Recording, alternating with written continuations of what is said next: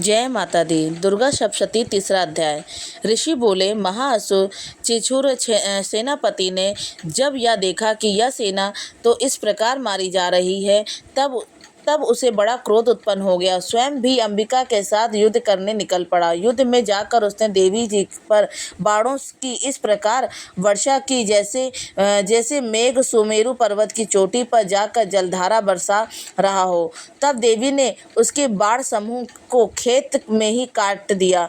फिर बाणों द्वारा उसके सारथी घोड़ों को मार डाला। फिर झटपट उसका धनुष और ऊंची लहरती ध्वजा काट कर गिरा दिए। जब उसका धनुष कट चुका तब उस अपने बाणों से उसके अंग भींद डाले, जिसका सारथी एवं घोड़े मर चुके थे और धनुष भी कट चुका था। तब वह बिना रथ के पैदल तलवार ढाल लेकर देवी के रथ की ओर दौड़ा।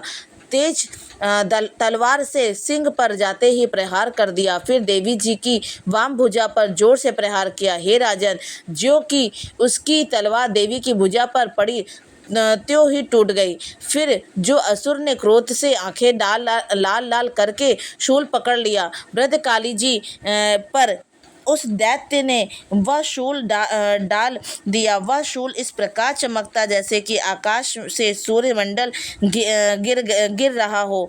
देवी जी ने अपनी ओर आते हुए शूल को देखकर उस पर अपना शूल चला दिया, जिससे वह शूल सैकड़ों टुकड़े हो गया। साथ में उस चिछुर महादैत्य के प्राण निकल गए।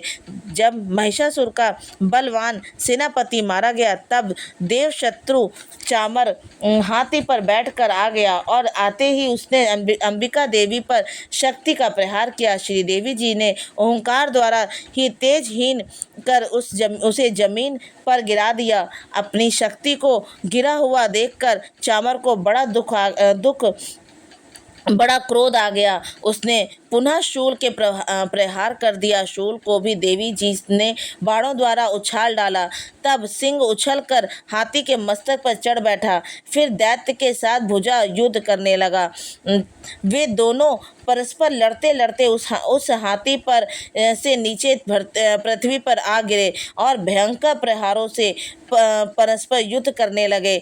तब बड़े वेग से सिंह ऊपर को उछलता और ऊपर आकाश से नीचे की ओर गिरते गिरते पंजों के प्रहार से दैत्य चामर का सिर धड़ से अलग कर डाला। देवी जी ने शिला और वृक्ष आदि से युद्ध के उद्ग्र को मार डाला। फिर कराल को भी दांत मुक्का एवं थप्पड़ों के द्वारा मार गिराया। क्रोध में परिपूर्ण देवी ने गदा की चोटों से उदत्त को चूर चूर कर दिया। भिंदीपाल शास्त्र द्वारा वाशकल तथा बाणों द्वारा अंधक एवं ताम्र को मारकर यमधाम भेज दिया। त्रिनेत्र धारणी परमेश्वरी ने उग्रास्य उग्रवीर महाहनु नाम के दैत्यों के त्रिशूल द्वारा मार दिया।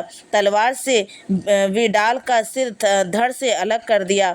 दुर्धर और दुर्मुख इन दोनों को बाणों द्वारा यमपुरी पहुंचा दिया। इस प्रकार अपनी सेना का नाश देखकर भैंसे के रूप बनाकर महिषासुर उन गणों को डराने लगा। कुछ एक गणों पर अपने थुथुनों से प्रहार किया, दूसरों को सींगों से फाड़ा। कुछ एक को वेग द्वारा, दूसरों को सिंहनाद द्वारा और घूमने से अन्यों की श्वास वायु द्वारा पृथ्वी पर गिराया। इस प्रकार गढ़ सेना को गिराकर वहां महिष सिंह की ओर झपटा। ज्यों ही सिंह को मारने लगा, तब जगदम्बा को बड़ा क्रोध उत्पन्न हुआ।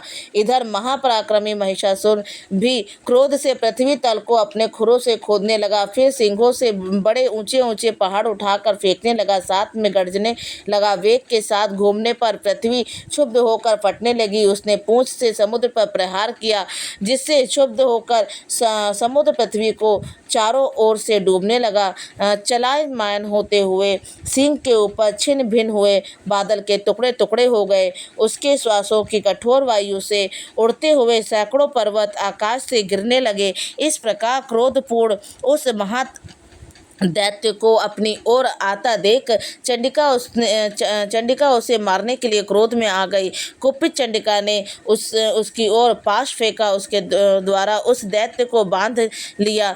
तब तो उस महायुद्ध में बंधे दैत्य ने अपना महिषासुर रूप का त्याग कर दिया, छटपट सिंह के रूप में आ गया, जो कि चंडिका उसका सिर काटने लगी। तब तो वह तलवार हाथ में लिए पुरुष दिखाई देने लगा। जब शीघ्रता से तलवार ढाल वाले उस पुरुष को अपने बाणों से देवी ने भीन डाला, तब वह एक बड़ा हाथी हो आया। उसने अपने सूंड से उसने महान दैत्य को खींचा, फिर गर्जने लगा। उसके खींचते समय अपनी खड़क से के द्वारा देवी ने उसके सूंड को काट दिया। फिर वह महादैत्य भैंसे के रूप में आ गया और चराचर त्रिलोकी को सताने लगा। तो जगत माता चंडिका क्रोध में आकर फिर उत्तम मधुपान करने लगी और लाल लाल नेत्र करके हंसने लगी। यह दैत्य भी बल पराक्रम के मध्य में उत्पन्न होकर गर्जने लगा और अपने सींगों से पहाड़ उठा कर देवी की ओर फेंकने लगा।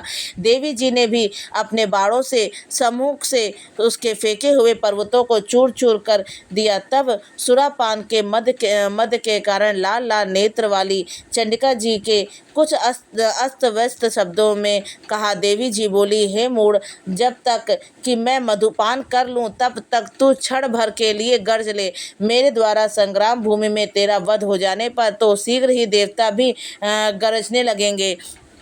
ऋषि बोले। इस प्रकार कहकर देवी जी उड़कर उस महादैत्य पर चढ़ गई। पाँव से दबाकर दैत्य के कंठ पर त्रिशूल से वार किया। देवी के पाँव से दबे हुए उस दैत्य ने अपने मुख से बाहर निकलने का प्रयत्न दूसरे रूप से किया।